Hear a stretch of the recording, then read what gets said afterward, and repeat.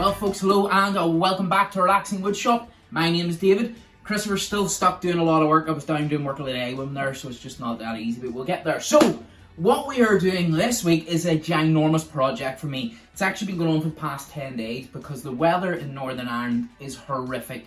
We have had every single day since the 1st of July rain. And by I mean rain. So we're sitting buckets deep in water, so we are. So what we decided to do, I wanted to make a roofed pergola with a live edge on it.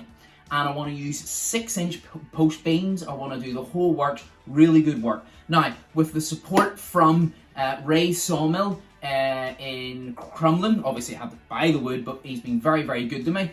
We've been able to put a plan together and we're going to put that in action. So don't forget to check out his business website along the bottom here if you want to have a wee nosy. Very, very good company for people in Northern Ireland. Now, we're going to go through this step by step. Again, something we don't normally do because we literally do a video in the same day and put it out to you. It's as close to live as you're going to get. But I wanted to go through this step by step. So, let's get into it. Okay, folks, so this design that I've decided to do, I have a good friend of my work called Chris. I've had him go through my designs and he's been tweaking it a wee bit there because his maths are a bit better than mine. So, if you look in the top corner, you'll see this is the design here. So, as you can see from that design, we've got the cuffs in our posts.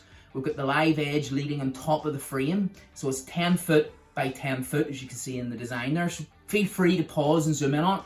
Again, this is all my own work. I do my own self woodworking. I learn from other people like Third Coast Craftsman and Fleetwood Studios. So all those great guys I like to learn from. But if you see in that, you'll see all the designs there and you can pause and have a look. And if you think I can improve it, I can. Now, here's my worry. Everything can go together as much as I can. My worry is when I'm putting my rafters in because I want to put the proper bird's beak in them, curve them round there as well, and then offset it and all. I'm okay with woodwork, but when it comes to high maths, it's going to be a wee bit harder for me. So as you can see in the design again, it's got some of those figures in the bottom corner, and we've been working on that as well. So we're aiming for roughly 30 degrees. So what we're going to do, I'm going to show you how we did the foundations, I'm going to show you how we did the cuts in the posts, and then that'll take us up then to actually seating them into the concrete.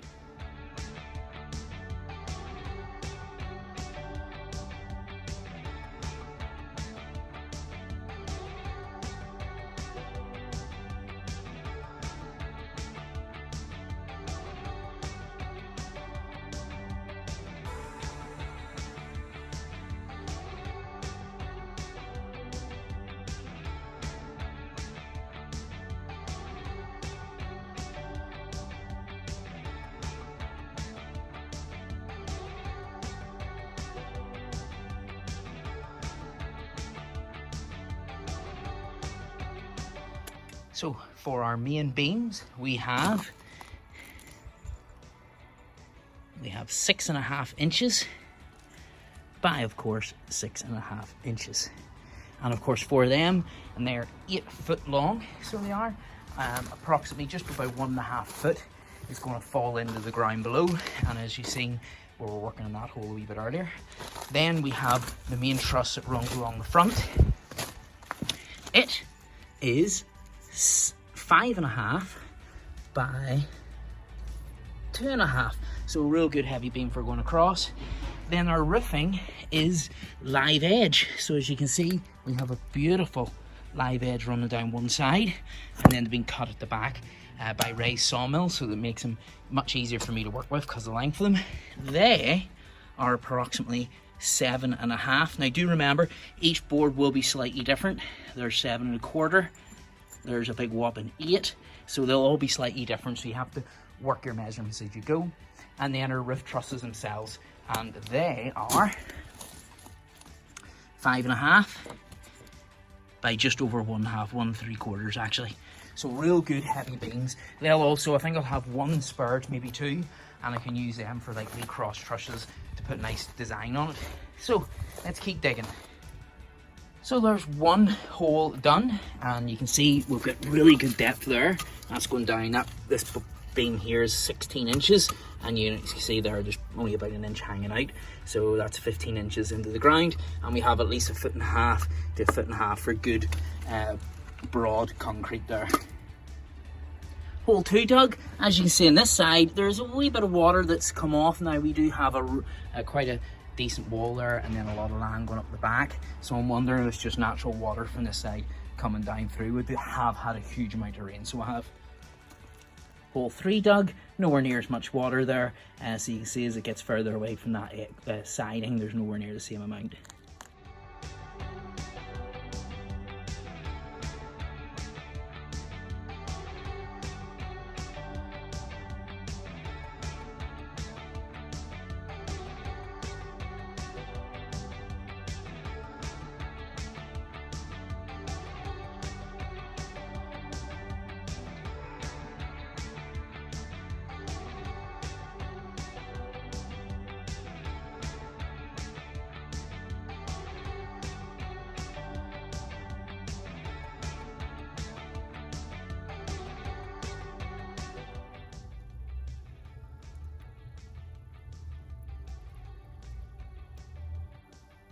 Okay folks, now as I've been saying this, the weather in Northern Ireland has been just atrocious. Constant flat out rain. I don't think there's been one day in July so far where we haven't had rain, so it's been very hard work.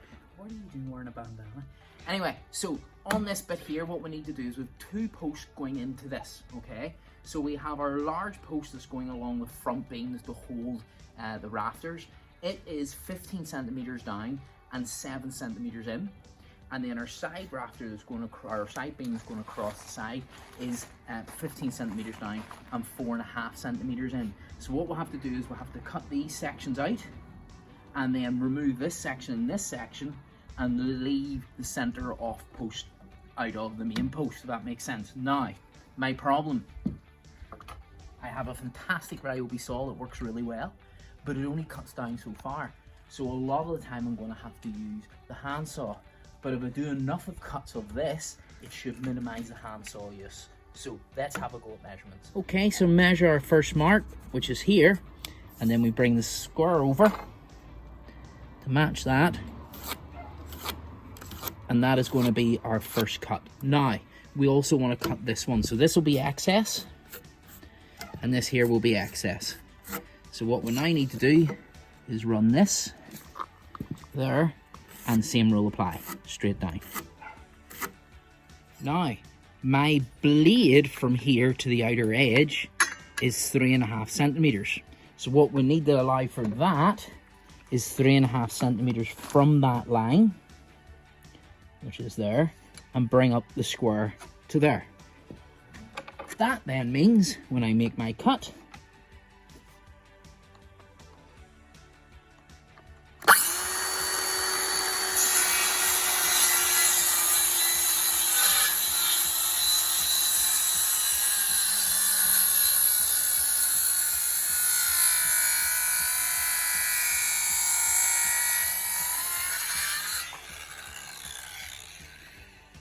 perfectly go over the line.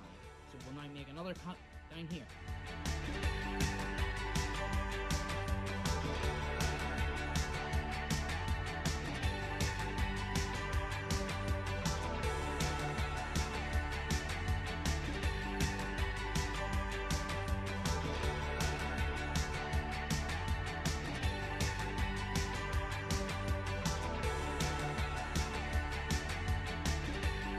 Okay folks, so now what we need to do, we need to focus on the big beam, which is going to go across here. So it's 7.5 centimeters deep.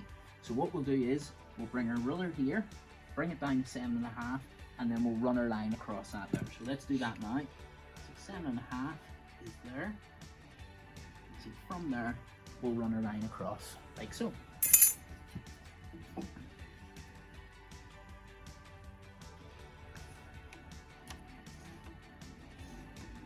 Now we'll do the same on the other side. So now that those 2 marks are done, put our square in again, and hopefully they should line up, which they do, and then we'll mark across that. Now that's a little bit more awkward because of the grain, but we'll get a good deep mark in there, and that's where our blade's to go across.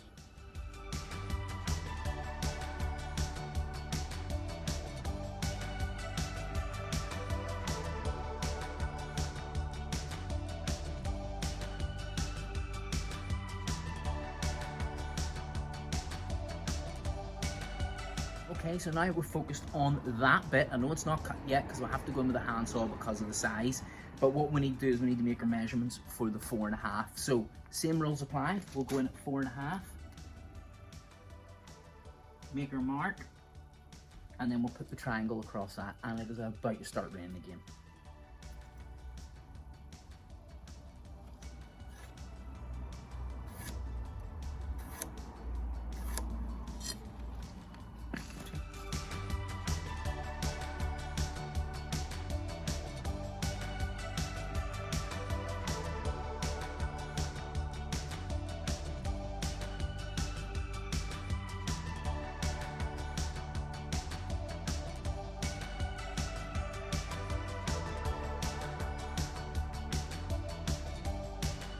Okay folks, so we've got all our angles and all our cuts. What we now need to do is go old fashioned for all that excess wood that's catching that. So we've done our crosses, so we are, remember, we are keeping this bit.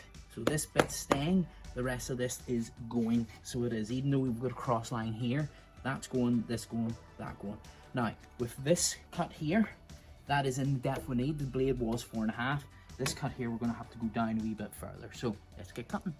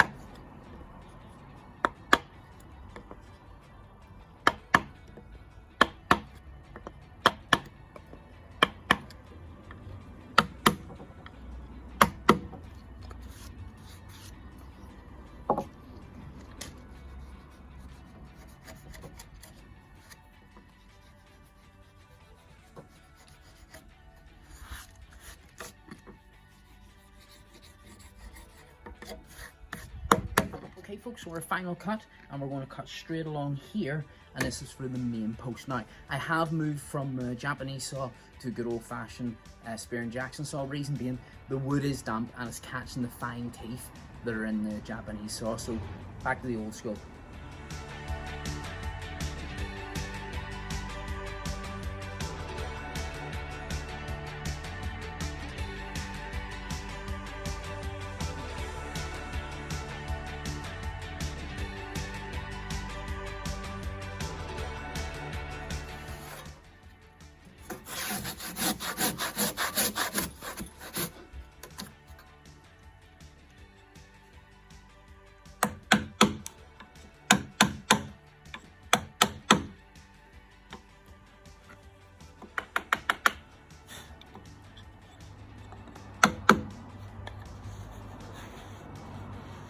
So, large post, thin post, post done. And this is the sort of rain we've been having. Yes, it sounds like it's going down a well. So there we have it for another week at the Relaxing Wood Shop. I hope you enjoyed that one. It was a wee bit different to what we normally do, but it is a massive project. And those blocks of wood were so heavy when you're trying to cut, and especially when you don't have a blade deep enough. So I hope you enjoyed how we got round some of those cuts there. So the next few will be planting those posts, doing the 4 angles on them, and then setting them into the 40 and make sure everything's all plumb in every which way possible, which will set us up to starting to do the roof. So please don't forget to subscribe, and please don't forget to comment. I love the comments, I genuinely do. It lets me know that people are enjoying the show, and if there's something I can do to improve it, don't be afraid to ask. Guys, really do take care of yourselves, and we'll look forward to seeing you next week on the Relaxing Wood Shop.